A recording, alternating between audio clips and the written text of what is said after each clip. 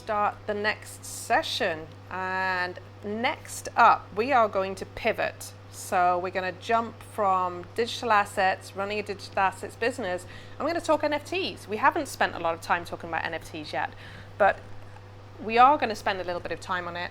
We're going to get a deep dive, a download on what's happening in the regulation space around NFTs, and I cannot think of a better person than Jeff Bandman. Jeff is the COO of 6529 Fund and 6529 Capital, of course, but he's also many other things. I think I'm going to let him introduce himself and say that. And so I think, do we have Jeff? Is Jeff able to hear us? And there we are. Hi, Jeff. Good to see you. Hey, good afternoon. You too. Greetings from rainy Dubai. Yes, I heard you're in Dubai, and I know that it's been quite the 24 hours, right? So I do hope you're dry and somewhere safe. We're happy Absolutely. to have you. Thanks. But yeah, it's been I'm great to be here. I'm going to let you Thanks for fire having away me. with your presentation, Jeff, and start out by maybe sharing with everybody your story. You've got a whole host of things that you're doing. You're a busy guy. Yeah, sure. Thanks. So let's see. I'm doing internet clicker. Okay. Yep. All right. I haven't used this particular.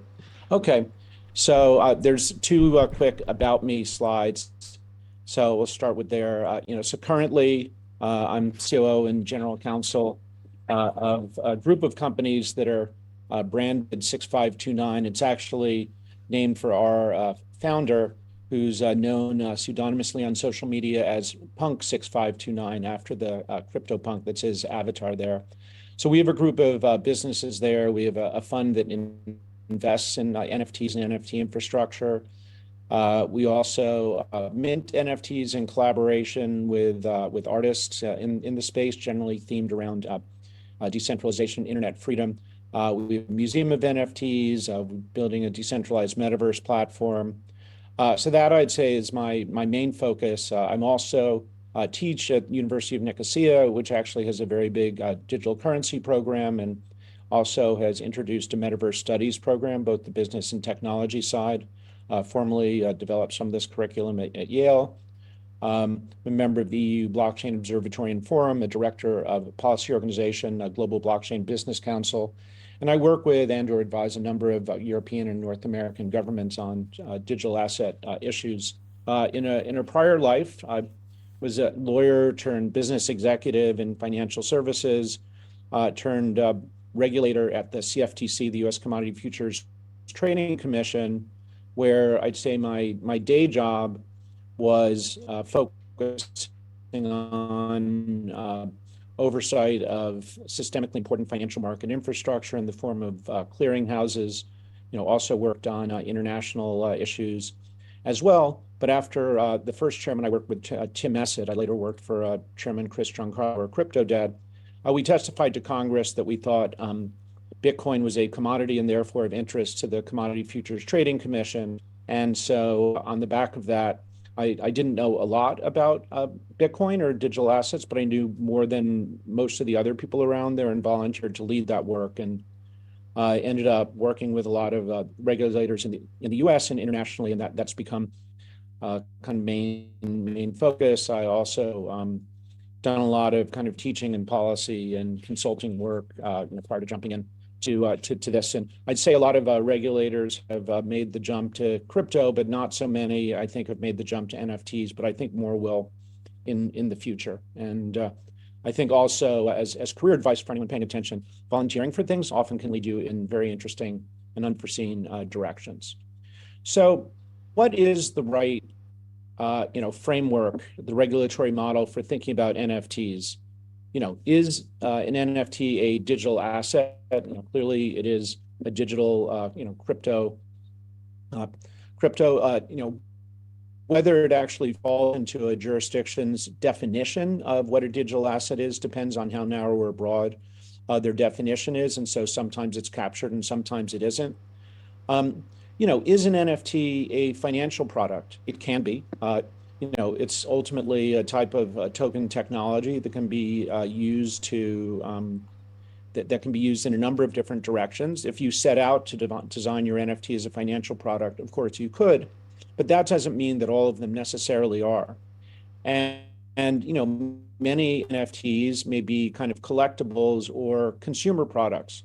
So, I think really the most important thing in thinking what is the correct kind of mental model to think about NFTs for from a regulatory perspective is really not to jump in with a one size fits all, but to really look at more specifically at how they're working and what they're doing before doing that. Um, so, um, why do so I'm just making sure that I'm on the right slide now. Okay, so why do NFTs matter? And I have to say that my starting point, I think this will be useful for the rest of the discussion.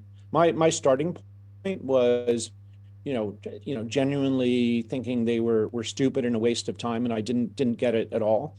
But have very much pivoted into thinking actually they're very important and become focal point for me career-wise.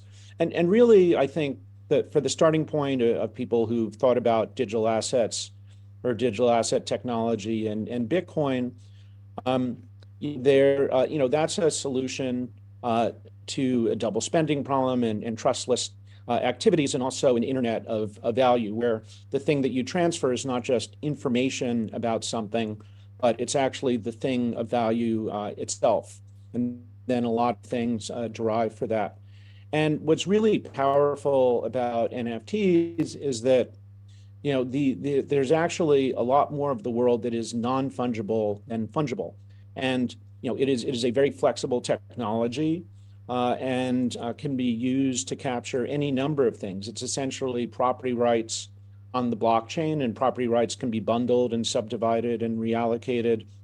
And these have started out with, let's say, pictures of cartoon punks and monkeys and penguins, but have actually, there's so many use cases, but both for natively digital as well as for things that can also be used for physical and real world assets as well. And people are working on all types of facets of those. So starting to the US regulatory landscape, the questions that you ask about NFTs are the questions that may be asked about any other digital asset because of the U.S. structure, which we don't have in too many other countries in the world. I think Canada and Taiwan are the main ones that have a similar structure. You say, well, is an NFT a security? Is it a commodity? Is it a commodity derivative? What other types of questions do we need to ask if we're trying to sort of locate an NFT in the regulatory structure? So probably the first case that probably a lot of people might have heard of in terms of regulators taking action about this had to do with an employee of a well-known within the space, a well-known NFT marketplace called OpenSea. And this employee, who was a senior person in marketing, whose last name was Chastain, he knew ahead of time which NFTs were going to be featured on the homepage ahead of time. And so he would buy those up, and then the price would go up because they got more attention, and then he would make money. And this was discovered because there's so much transparency that people essentially noticed that these wallets were doing very well, and then because of other things he had posted, traced them back to them. So actually the whole enforcement action was crowdsourced. So the headlines you might see was employee of NFT marketplace charged in digital asset insider trading scheme.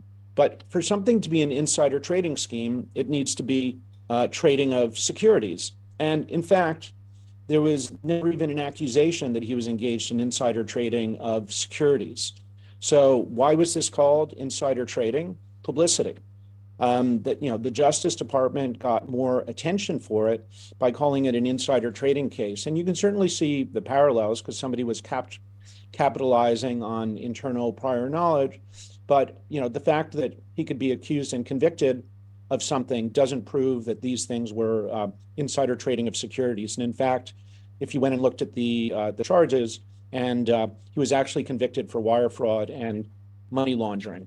So the prosecution used this terminology to increase the attention to it, and he was held accountable for wrongdoing, but it was not insider trading, and you can't infer from that activities in NFTs constitute that. So the SEC has had a couple of enforcement actions. The first one in August of 2023, so not too long ago, involved kind of an NFT that actually a lot of people, including me, hadn't heard of until the case was brought. But essentially, a group of people sold what were called founders' keys or key NFTs in kind of gold, silver, platinum. They promoted. It was really, if you looked at the fact pattern, that they said if you bought these things, the price would go up because of the activities of the founders. So, the underlying thing could have been anything, including predating digital asset technology. In any event, this was the first settlement that was announced. The founders promoted these gains, and in the end, the company had to buy back about 7 million of NFTs. They had raised about 30 million. They found that there could not be secondary trading from which they could make additional money. So, NFTs are certainly on the SEC's radar screen. Second action in September 23. Oops. Let me get back to the right slide. There we go. Oops. There they are. Okay, so this was something called stoner cats. In the case of the stoner cats, some Hollywood types had an idea for an animated series that they would create about cats that had access to some very potent substances that would make them stone cats. The company raised about $8 million doing this. They sold out in a very short amount of time, in 35 minutes. They sold about 10,000 of these. There was also a lot of activity in the secondary market thereafter. About 20 million was spent in at least 10,000 secondary transactions. Here, the SEC found that the team had promoted its expertise, that they had said that they have knowledge of projects, that that they had actors they could bring to the table. They did, in fact, make a few of these animated web series, but the SEC found that this was, again, a classic unregistered securities offering. They fined them $1 million. They had to destroy the remaining tokens. People got rescission. There was a dissent on this from Commissioner's person Oyeda, who said that this looked a lot like a kind of a creative crowdfunding, fan crowdfunding, that's been around since Star Wars did it with animated figures in the 70s. So there are at least a couple of different points of view on this, but the SEC has dug in this area and is clearly can expect to see more activity from them. Anti-money laundering, that could be a whole topic in itself. FATF has also looked at them both in the context of its work on anti-money laundering and FATF requirements around virtual assets. They've also looked at it in the context of a report that was recently put out around potential for money laundering and other similar activities in the art sales market. So, this is a topic. Decided not to spend much time on this because we could probably spend the whole day just on that. And what is interesting though is that in addition to looking at the virtual asset service providers, the authorities are even looking specifically at wallets. And this is an area where unlike a lot of the rest of the crypto asset world, virtually all NFT activity is on chain. There's not really centralized custodial exchanges. There's very limited third-party custody. Most people do have self custody. So all the activity is visible on chain and on wallets. So the authorities have actually targeted specific wallets. Whereas what often happens in other types of money laundering in the digital asset space, because there are so many centralized exchanges and mixers and so on, because other crypto assets, are fungible. Here a specific NFT is non-fungible, and let's say there are third-party custody solutions available. Those are somewhat nascent and don't necessarily cover every single one. So most activity is on chain. So we're at a very different phase. To me, it sometimes feels like Bitcoin circa 2013, 2014.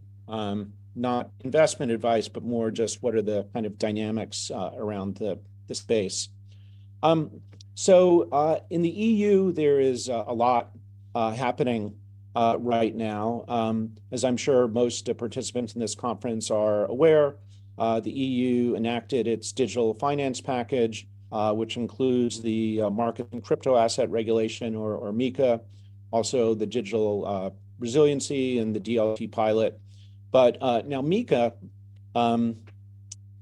specifically excluded NFTs. NFTs are only mentioned really in a couple of recitals. But in, I'd say, kind of classic fashion, they say, all right, NFTs are excluded, but then how do we know which NFTs fall into the category of the NFTs which were excluded? And how do we know, which ones are NFTs that are, in fact, should be considered within the scope of the regulation? There's a couple of things pending. ESMA, which is the European Securities and Markets Authority, put out a consultation in January, which does spend about a page and a half kind of addressing this and raising questions. I'm going to comment on that specifically. The European Commission is also supposed to put out a report at the end of the year. So for people who are interested in NFTs and regulation, Europe is really an important place, I think, to be focused right now. As I said, the European Commission report, as I mentioned, it's going to assess how the market is going, what the appropriate regulatory treatment of NFTs should be. Should they look at the platforms and so on. And they'll obviously consult the ESAs. All right. So the ESMA consultation paper, which came out in January, it says, MiCA does not apply to crypto assets that are unique and not fungible with other crypto assets. But they then go on to point out there's no common definition of what constitutes a unique and non-fungible crypto asset. So how are they going to solve this problem of, how do we know what how is anybody supposed to know, whether an NFT is actually a unique and non-fungible product? And so they say, and this part I agree with, that they look at the substance rather than the form. And by the way, I should point out that the authority that will be determining this in Europe, ESMA will put out some guidance. The Commission may have more to say, but actually in Europe it'll be determined by the national competent authorities, which means that the authority responsible in each member state, in Germany, in France, and in each individual country will be the one making this determination. And obviously, it would be best if there's some uniformity and what's called regulatory convergence. Otherwise, you can have a lot of chaos if an NFT is within MiCA in one jurisdiction and outside of it in another. The language says, NFTs that are a part of a series or collection could be considered interchangeable if they share equivalent characteristics, which can occur where the market views the NFTs as having similar value despite unique attributes. And then the recital 11 in MiCA itself says the issuance of crypto assets as non-fungible tokens in a large series or collection should be considered as an indicator of their fungibility. But, what does an indicator mean? Is an indicator conclusive or inconclusive? Even the dictionary has, kind of opposite meanings of this. So let's look at, and also large series or collection is not defined. So let's look at a couple of examples of actual NFTs. So this is a collection called Pudgy Penguins. There are 10,000 of them. What I've done here is I took a snapshot of what in the market you would call kind of floor penguins. What floor for any particular NFT collection means that if you go and you just look what the lowest price is, that a few of them are listed, those are sort of considered the floor ones. So on the day that I took this image, which was a little earlier this year, these were four that you could buy for the same price, which was around 2021 Ethereum. Now, I think looking at these, you'd say that, visually, these all look pretty different. Certainly to me, I think most people would look at it that way. For somebody who wants to buy a penguin and use it as their avatar on social media, they might, one of them might resonate with them more personally or emotionally than another one would. But, also, if all of these things can be bought around the same price, they're sort of economically, they're, quote, economically equivalent because they're all floor penguins. Should the fact that a bunch of them sell for around the same price be the determinant of whether these things are considered unique and non-fungible? Now, the penguins are really people who have them. They're a very spirited community. Their slogan is, "I am my penguin and my penguin is me," which probably means that, once they've selected one, they're probably, not sensitive to what the price is. But, maybe they would sell them, maybe they wouldn't. But, how is the regulator going to make this determination? So, I think in the case of this, they should be viewed as unique and non-fungible, even though the market could treat them, as economically equivalent. Now, another very well-known series of NFTs are the CryptoPunks. People think of these sort of as the OG. They've been around for the longest. They're also a series of 10,000. My colleague at Punk 6529, who our group is named after, has one at the number 6529. So under the ESMA proposed guidance, would these NFTs be deemed to be not unique and non-fungible? Let's look.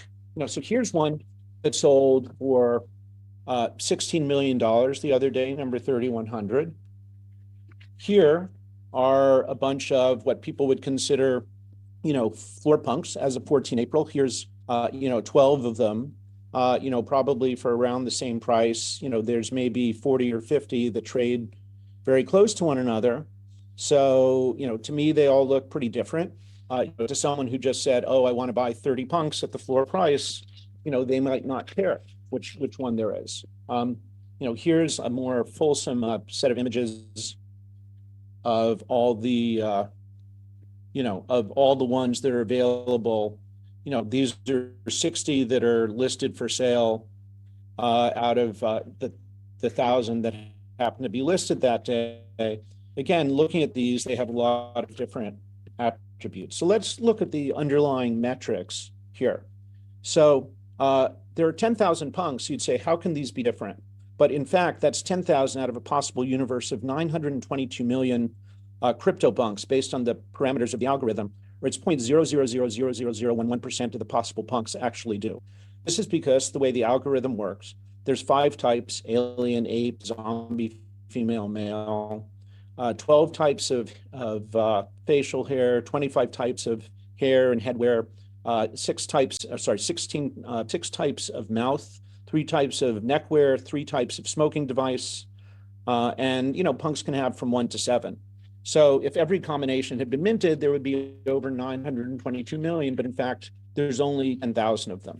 So in fact, the 10,000 of them are relatively scarce and rare, even though to somebody looking at it who wasn't aware of those metrics, they might say, God, 10,000 of them, that sounds pretty fungible to me. I mean, you could have an even odder result if, if the regulatory framework were to be, well, okay, we see your point, Jeff. The alien that sold for 16 million is unique and non-fungible, and so if Sotheby's or Christie sells it, they don't have to get registered under MiCA, or if a platform sells it. But those, I don't know, those 60 or 100, those look pretty fungible to us. So then you have some NFTs in a set that are fungible and some are not, which I think would just throw these market and collections into chaos. But these are some of the things that are happening right now, and I think that people are going to need to do this analysis. I'm certainly working on a comment letter, kind of both from 6529 and also within Global Blockchain Business Council. If people are interested, please go ahead and contact. Feel free to reach out. But these are very important issues. Here are some other examples of NFTs that we've produced from within our group. Whoops, these are more done in a series of editions. So an edition of between 300 and 1,200. These are, let's say, individual. But then you have the question: well, are these part of a series? Are these part of a collection?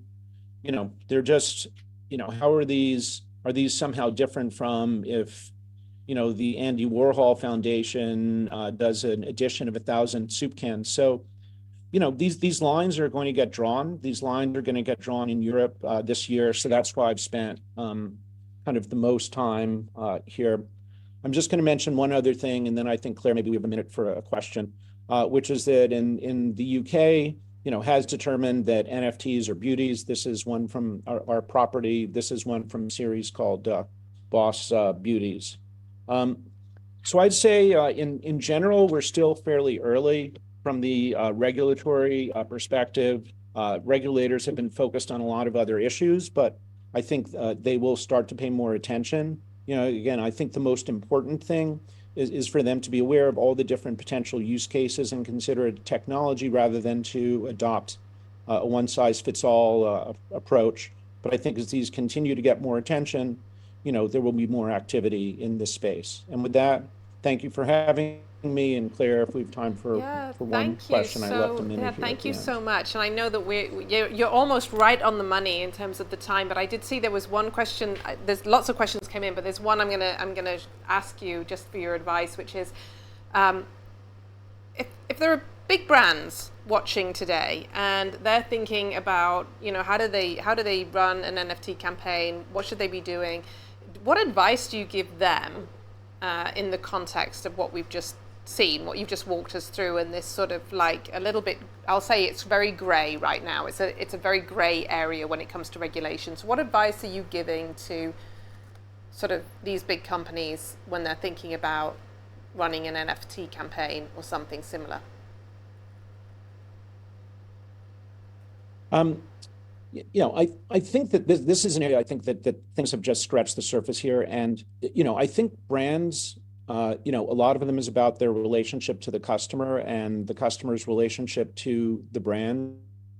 NFTs as a vehicle, there are, tens of billions of dollars of goodwill or intangible assets on corporate balance sheets around the world.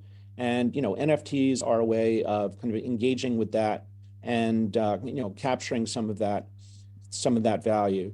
I think that there are already things that people have done in the non-NFT world to engage with their customers, whether it's, frequent flyer points or giving them merchandise or things like that. I'd say the number one piece of advice I would give is to sort of do a little testing first. You can try it with different groups. And, I think it's, for a company, they probably have less risk than other, types of entities of doing something that's a security, because they already have securities that these aren't, unless these were somehow convertible. But I think, kind of design is good, but people like them. And I think as people spend more and more time in the digital world, companies will want to, explore this. Yeah, I mean, it's a connection, and I think you said it really, really well, where you say, well, you got to think about what is the brand, what's the relationships that they have with their customers, And I think that plays such an important role when they're thinking about how and when to use it. On that, I think let's close it out, and thank you very much for joining us today. And we're going to move on to the next Great. session.